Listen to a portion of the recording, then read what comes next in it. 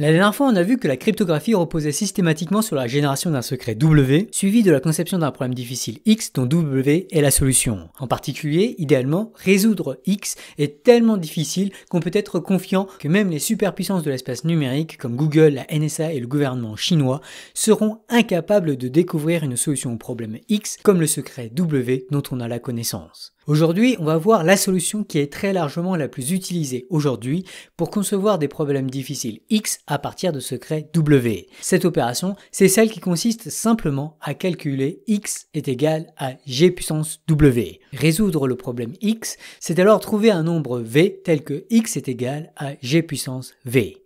Clairement, nous qui avons conçu le problème X à partir de W, on en connaît la solution, à savoir V est égal à W.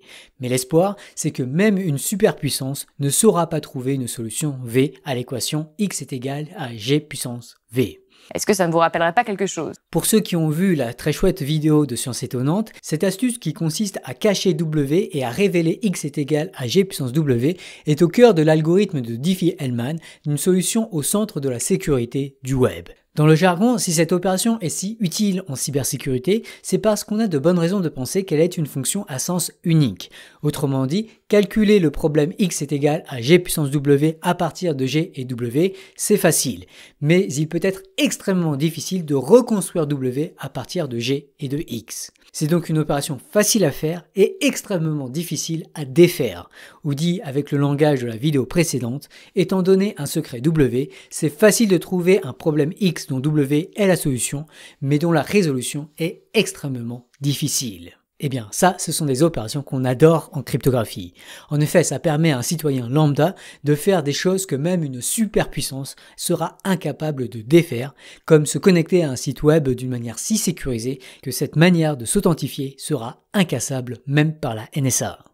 Et alors, David a fait une super vidéo, mais il est allé un peu vite sur certains aspects fascinants que je vais prendre aujourd'hui le temps d'explorer, en faisant notamment un détour par l'une des plus grandes mathématiciennes de l'histoire, une certaine Sophie Germain. Commençons par quelques bases de l'arithmétique modulaire, c'est-à-dire les opérations sur les nombres entiers après que l'on ait forcé l'égalité P est égal à 0. Oui, c'est possible. Et on va illustrer tout cela avec le nombre premier P est égal à 13. Si on suppose 13 est égal à 0, alors on obtient des égalités qui peuvent vous paraître surprenantes, comme 14 est égal à 13 plus 1, qui est égal à 0 plus 1, qui est égal à 1. Pour bien préciser le fait qu'on a fait cette égalité modulo 13 et que c'est pas une égalité entre des nombres entiers naturels usuels, je vous propose de l'écrire 14 est égal à 1 avec un 13 entre crochets. On peut ainsi se rendre compte que tout nombre entier sera égal modulo 13 à un nombre entre 0 et 12. En effet, 37 est égal à 13 plus 11, qui est égal à 0 plus 11, qui est égal à 11, qui est bien entre 0 et 12. Plutôt qu'une somme de décomposition en somme de 13 avec un reste, on peut même utiliser une décomposition en 13 fois un entier plus un reste. Ainsi, 37 est aussi égal à 13 fois 2 plus 11, qui est égal à 0 fois 2 plus 11, qui est égal à 11 modulo 13. Cette écriture de 37 en tant que 13 fois 2 plus 11 est aussi appelée la division euclidienne de 37 par 13.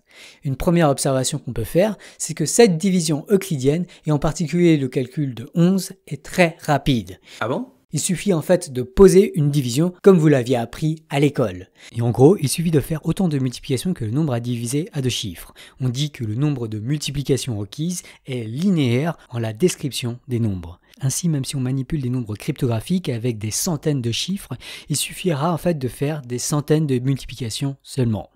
À la main, c'est bien sûr très long, mais avec un téléphone du premier citoyen venu, ce sera virtuellement immédiat. Bref, réduire un nombre modulo 13, c'est très facile. En Python, il suffit d'ailleurs de taper 37%13 pour avoir une réponse immédiate. Et ça va impliquer que faire des additions, des soustractions et des multiplications modulo 13, ça va être aussi très facile. Si je veux multiplier 3151 par 46 825 modulo 13, je peux commencer par réduire chacun des nombres modulo 13, ce qui me donne 5 fois 12 modulo 13. Maintenant, 5 fois 12, ça se calcule rapidement aussi avec la multiplication classique. En tout cas, en l'occurrence, 5 fois 12, ça fait 60, qu'on va réduire modulo 13 pour obtenir 8. C'est simple, hein, c'est juste des maths. Ok, on sait additionner, soustraire et multiplier. Qu'en est-il de la division? Peut-on calculer 3151 divisé par 46 825 modulo 13?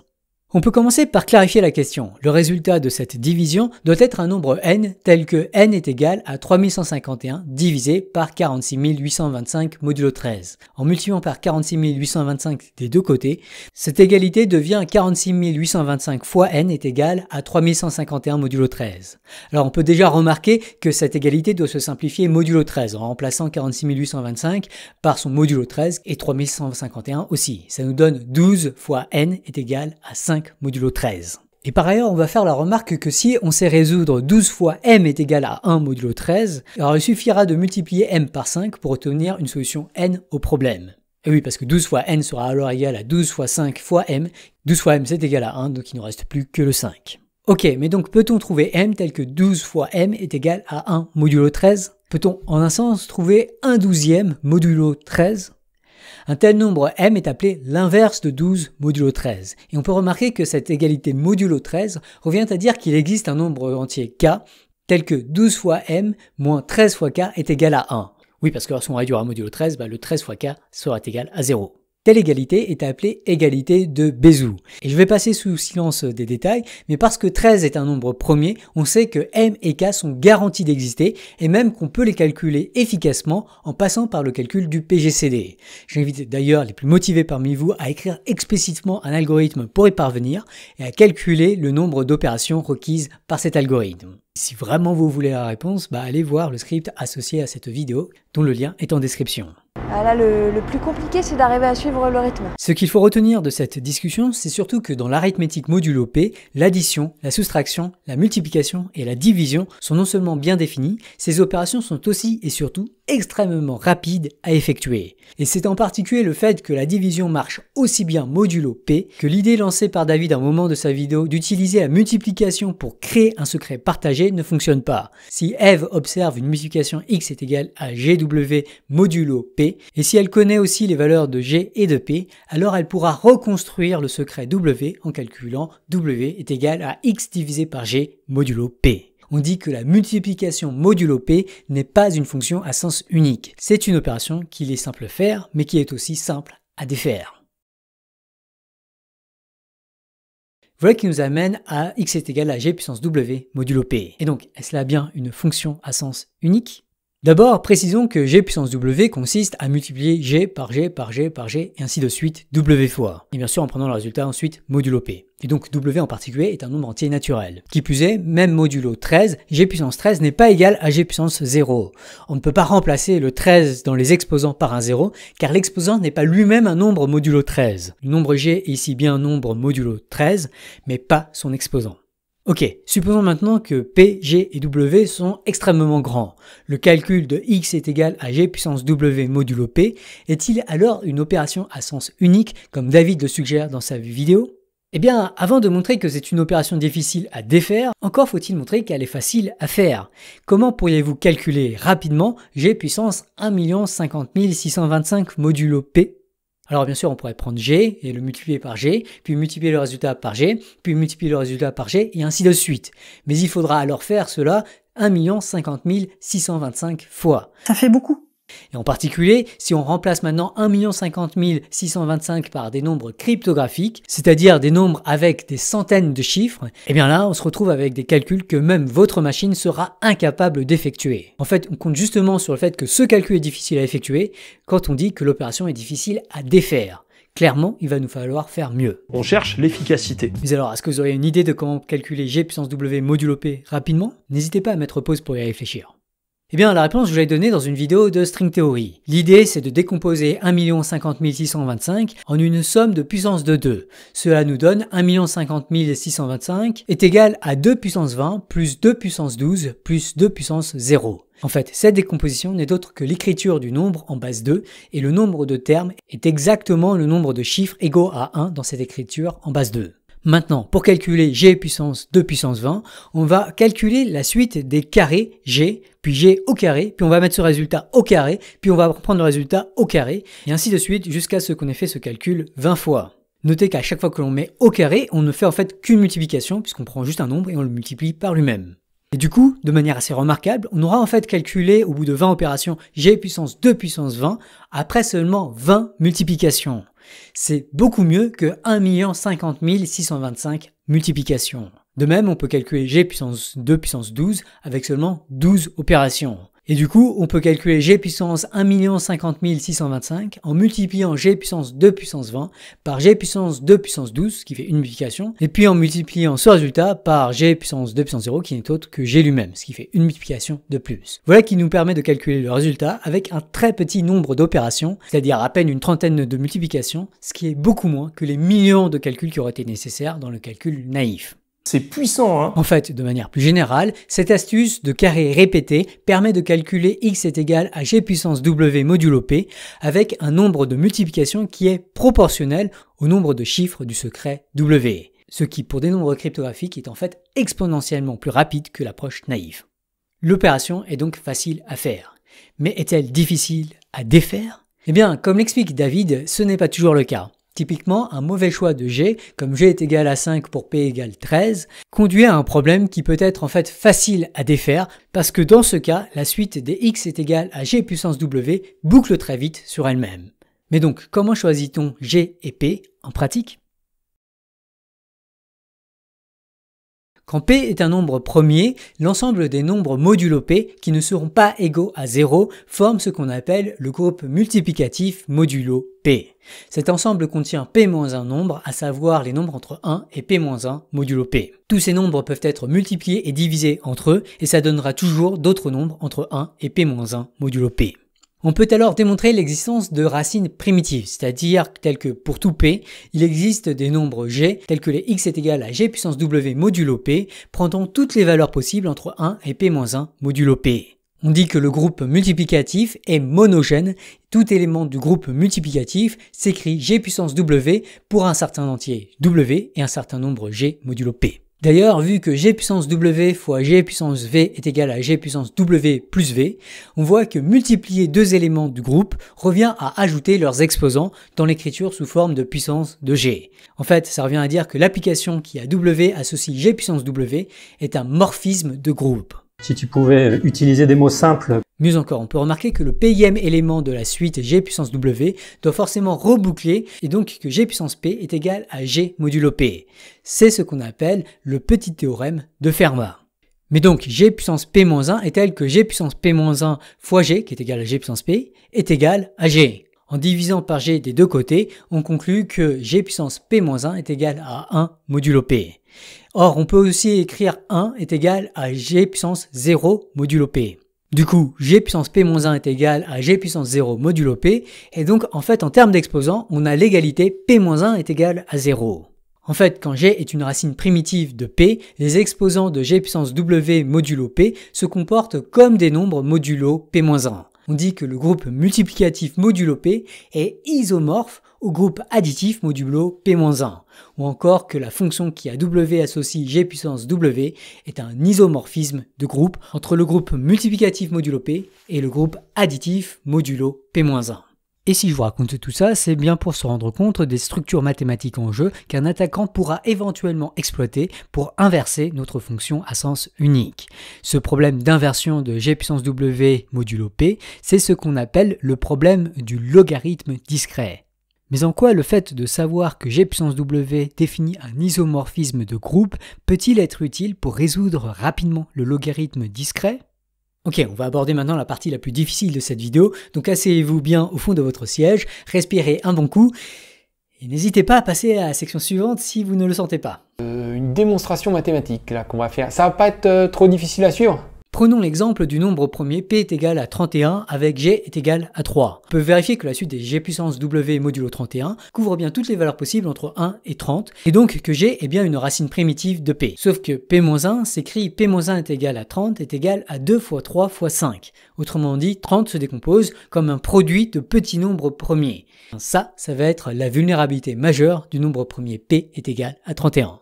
En particulier, regardez ce qu'il se passe quand j'étudie le groupe engendré par G2 que je vais définir comme G puissance 3 fois 5 modulo 31, c'est-à-dire G à la puissance des facteurs premiers de P qui ne sont pas 2. On a alors G2 au carré est égal à G puissance 3 fois 5 puissance 2, qui n'est autre que G puissance 2 fois 3 fois 5, et donc G puissance 30, qui est égal à 1 modulo 31, d'après le petit théorème de Fermat. Et du coup, la suite des G2 puissance W modulo P va en fait osciller entre G2 et 1.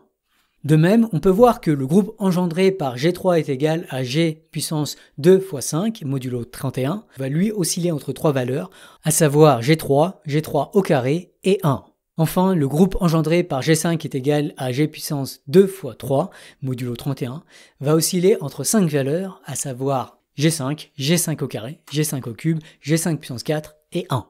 Comme on n'a que des petits facteurs premiers, tous ces éléments peuvent être calculés explicitement en assez peu de temps. Mieux encore, les trois éléments G2, G3 et G5 forment une sorte de base de l'ensemble des éléments du groupe multiplicatif modulo P, dans le sens où tout terme de ce groupe s'écrit de manière unique, x est égal à G2 puissance W2 fois G3 puissance W3 fois G5 puissance W5, le tout modulo 31. Les exposants W2, W3 et W5 sont alors des sortes de coordonnées du nombre x dans cette base G2, G3, G5, et chacun de ces nombres W2, W3, W5 peut lui-même être vu comme un entier modulo respectivement 2, 3 et 5. Pour résoudre, x est égal à G2 puissance W2 fois G3 puissance W3 fois G5 puissance W5 modulo 31, on peut en particulier préciser les valeurs de G2, G3, G5 qui sont respectivement 30, 25 et 16 modulo 31. Et surtout, on peut calculer des termes similaires pour x, ce qui va définir x2 est égal à x puissance 3 fois 5 qui est égal à 30 modulo 31, x3 est égal à x puissance 2 fois 5 qui est égal à 5 modulo 31 et x5 est égal à x puissance 2 fois 3 est égal à 1 modulo 31. Pour chaque facteur premier Q de P-1, c'est-à-dire ici Q égale 2, Q égale 3 et Q égale 5, on va s'intéresser en particulier à résoudre l'équation XQ est égal à GQ puissance WQ modulo P.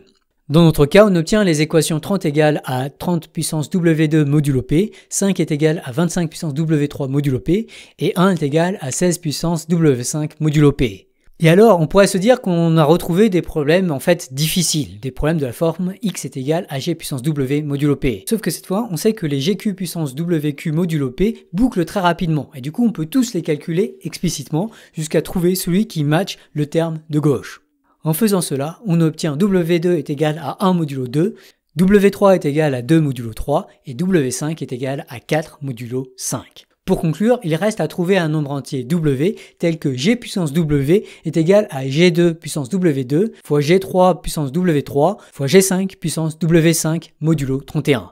En remplaçant G2, G3 et G5 par leurs expressions en tant que G puissance quelque chose, on se rend compte que cette équation revient à exiger que W est égal à 3 fois 5 fois W2 plus 2 fois 5 fois W3 plus 2 fois 3 fois W5 modulo 30. Pour résoudre cette équation, on peut la projeter selon des modulos plus petits. Par exemple, si on impose l'égalité 2 est égal à 0, c'est-à-dire si on travaille modulo 2, on obtient l'équation W est égal à 15 W2 qui est égal à W2 modulo 2. Si on impose au contraire 3 est égal à 0, on obtient W est égal à 10 W3 qui est égal à W3 modulo 3. Enfin, avec 5 est égal à 0, on obtient W est égal à 6W5 qui est égal à W5 modulo 5. Eh bien, cette écriture de W en fonction des restes modulo des nombres premiers, ça correspond au problème des restes chinois. Si on connaît tous les restes de W modulo des facteurs premiers Q, alors on peut reconstruire efficacement W modulo le produit des facteurs premiers Q. Bref, je saute ici encore quelques détails pour ne pas perdre le fil de la vidéo, mais toujours est-il que parce que P-1 pouvait se factoriser en un produit de plein de petits nombres premiers, on parle de nombres friables, on peut du coup factoriser le problème du logarithme discret et le résoudre beaucoup plus efficacement. L'algorithme que je vous ai présenté peut en fait être généralisé au cas où certains facteurs premiers apparaissent plusieurs fois et davantage optimisé pour résoudre le logarithme discret pour des petits nombres premiers. J'ai juste envie de vomir. Ce faisant, on obtient l'algorithme de Polig-Hellman, et oui, c'est le même Hellman que dans Diffie-Hellman. Le temps de calcul de Polig-Hellman va alors être de l'ordre de la racine carrée du plus grand facteur premier de P-1. Si ce plus grand facteur premier de P-1 reste un nombre cryptographique, ça reste déraisonnable. Mais s'il est de l'ordre du million de milliards seulement, la fonction qui a W associe G puissance W modulo P ne pourra plus être considérée à sens unique. Pour éviter d'être cassé par Polig-Hellman, les cryptographes favorisent désormais l'adoption de grands nombres premiers P tels que P-1 a le plus grand facteur premier possible.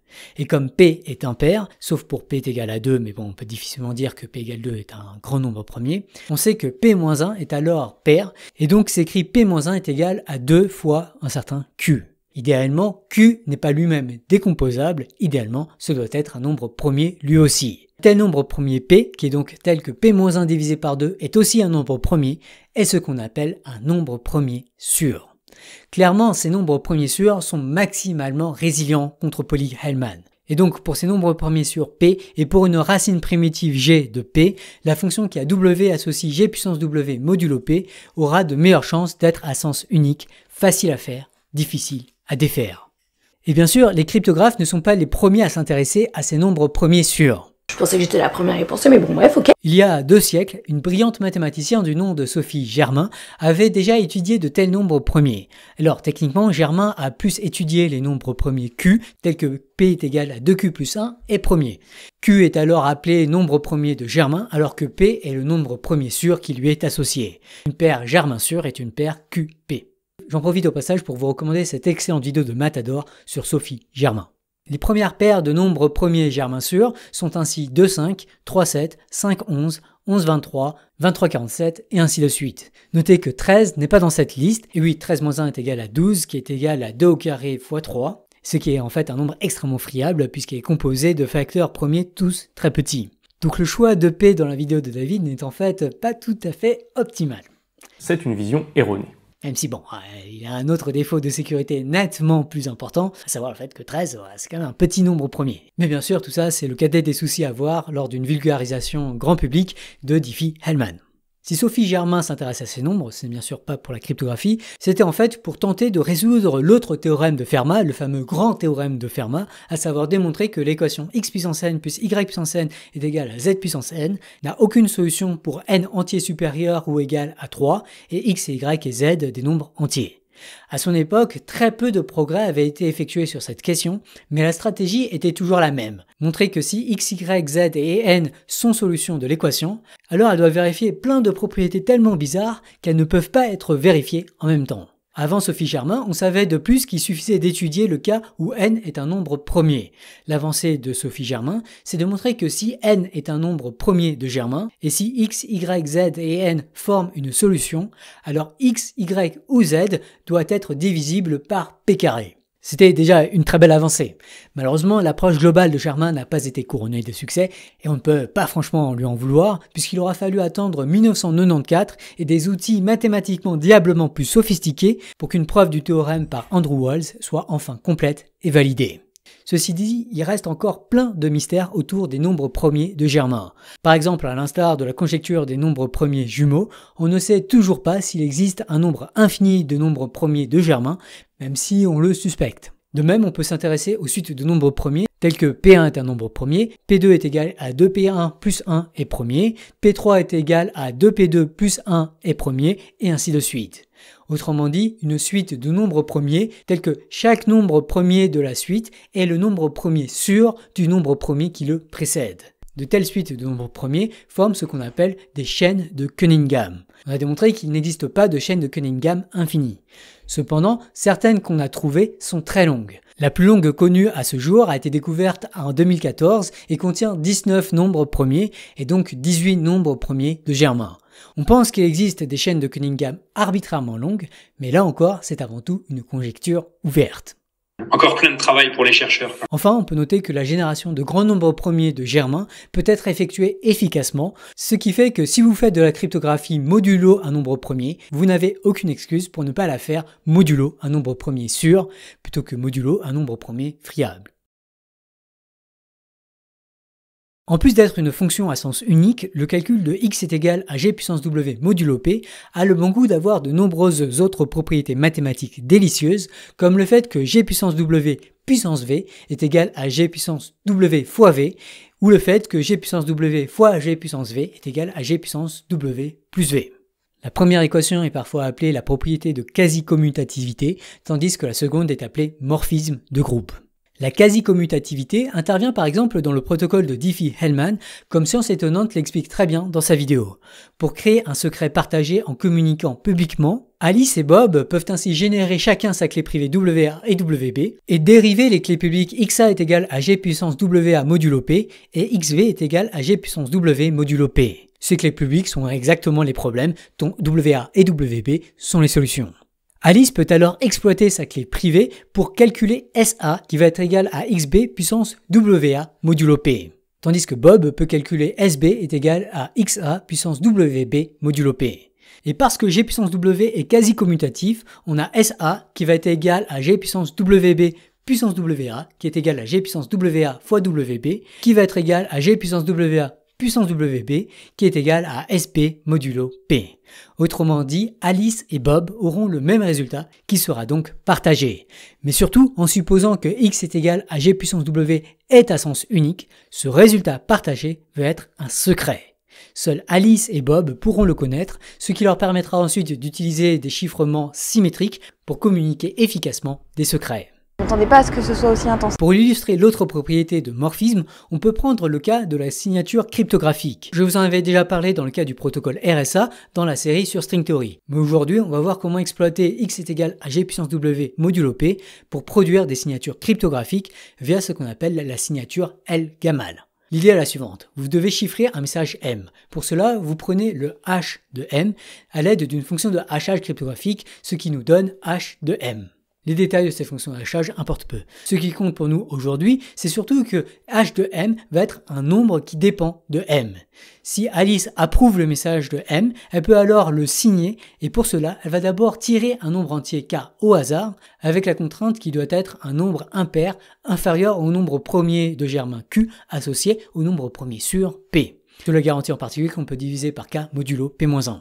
Alice va alors rendre public les nombres R est égal à G puissance K modulo P et S est égal à H de M moins WR divisé par K modulo P-1. La paire R et S va former la signature cryptographique du message M. Intuitivement, S est un nombre choisi en ajoutant la trace H de M du message avec la clé W, ce qui va permettre de garantir que seule Alice peut produire ce nombre. Mais on va ajouter une randomisation à S qui dépend du nombre aléatoire K, histoire d'empêcher quiconque de deviner le nombre W à partir de S. Néanmoins, n'importe qui peut vérifier la signature. En calculant d'un côté xm est égal à G puissance H de M modulo P, ça dépend uniquement du message d'ailleurs, et de l'autre xs qui va être égal à R puissance S fois X puissance R modulo P. En effet, rappelons que S est égal à H de M moins WR divisé par K modulo P-1, ce qui signifie que H de M est égal à SK plus WR modulo P-1. Mais du coup, comme G puissance W modulo P est une fonction périodique de W de période P-1, on a G puissance H de M est égal à G puissance SK plus WR modulo P. C'est là qu'on va utiliser la propriété de morphisme de G puissance W, puis celle de quasi-commutativité, ce qui nous donne G puissance H de M est égal à G puissance KS fois G puissance WR, qui est égal à G puissance K puissance S fois G puissance W puissance R, qui n'est autre que R puissance S fois X puissance R modulo P. Autrement dit, on vient de vérifier que la paire RS est bien celle qui résulte d'un calcul avec la clé privée W associée à la clé publique X.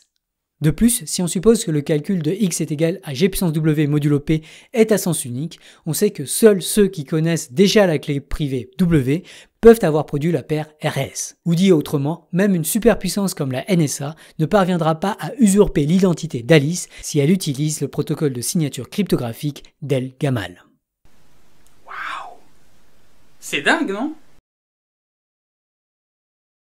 Si l'on pense que la fonction qui calcule G puissance W modulo P est une fonction à sens unique pour la superpuissance d'aujourd'hui, en tout cas lorsqu'on choisit des nombres premiers sûrs et des racines primitives de ces nombres premiers, on imagine toutefois qu'elle ne le sera plus pour certaines superpuissances de demain, notamment celles qui auront accès à des calculateurs quantiques. On avait déjà vu dans 2 vidéos de string theory, d'une part comment ces supercalculateurs fonctionnent, et d'autre part comment les exploiter pour factoriser des très grands nombres. Et malheureusement, c'est déjà très problématique parce que la sécurité de certains protocoles cryptographiques très utilisés, comme le protocole RSA, repose fortement sur l'hypothèse selon laquelle multiplier des nombres cryptographiques est une opération à sens unique. Mais du coup, est-ce que c'est le cas? En bref, ces calculateurs quantiques disposent de nombres cryptographiques d'espèces de jauges qui peuvent manipuler de concert à l'aide d'opérations très spécifiques et en général en fait très restreintes, c'est-à-dire qu'elles ne permettent pas de faire grand-chose. En général, ces calculateurs seront en fait très lents et inefficaces. Et cependant, pour une toute petite poignée de problèmes, genre en fait 2 selon Wikipédia, ces calculateurs peuvent exploiter des bizarreries quantiques pour court-circuiter certains calculs. L'un de ces 2 problèmes, c'est le problème de la transformée de Fourier, pour lequel il existe une transformée de Fourier quantique exponentiellement plus efficace. Or, une transformée de Fourier, c'est particulièrement utile pour identifier des périodes dans un signal. Et c'est vraiment ça qui permet la factorisation des nombres. Eh bien, malheureusement, cette même astuce peut être utilisée pour résoudre le problème du logarithme discret, c'est-à-dire pour identifier W tel que x est égal à g puissance W modulo P, sachant x, g et P. Concrètement, tu fais comment? L'idée, en gros, c'est d'étudier la fonction g puissance a fois x puissance moins b modulo p, qui est une fonction des 2 variables a et p. En particulier, on va s'intéresser au moment où cette fonction prend des valeurs égales à 1. Typiquement, on sait que a est égal à w et b est égal à 1 doit être solution. Mais on sait aussi que a est égal à 2w et b est égal à 2 est aussi solution, de même que a est égal à 3w et b est égal à 3, et ainsi de suite. Cette fonction de a et de b est donc périodique, w1 est en fait une sorte de fréquence du signal.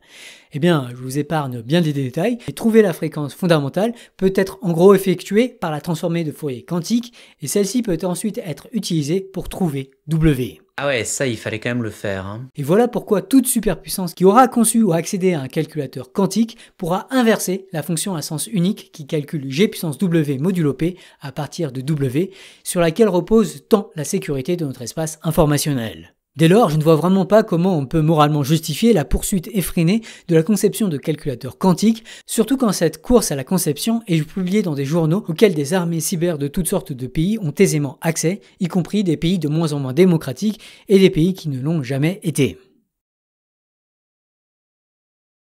Aujourd'hui, c'était une vidéo nettement plus technique que les précédentes, mais il n'y a nul besoin de retenir tous les détails techniques. S'il y a une chose à retenir, c'est surtout qu'une grosse partie de la cybersécurité moderne s'appuie sur l'hypothèse selon laquelle le calcul de x est égal à g puissance W modulo P, à partir d'un secret W, est une fonction à sens unique, c'est-à-dire facile à faire par n'importe quel citoyen sur son téléphone, mais extrêmement difficile à défaire, y compris par les superpuissances du cyberespace.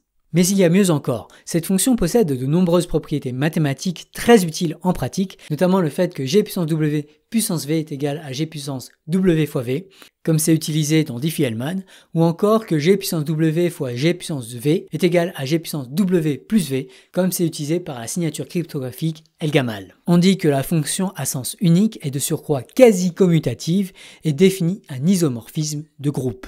Pour toutes ces raisons, on s'est énormément appuyé sur cette fonction, quitte à trouver des astuces pour toujours mieux la sécuriser en cherchant typiquement à le faire modulo des nombres premiers sûrs. Alors en fait, techniquement aujourd'hui, on utilise souvent d'autres solutions encore, comme effectuer le calcul dans des courbes elliptiques, dont on aura l'occasion de reparler plus tard dans cette série, mais qui sont vraiment fondées sur quasiment exactement le même principe.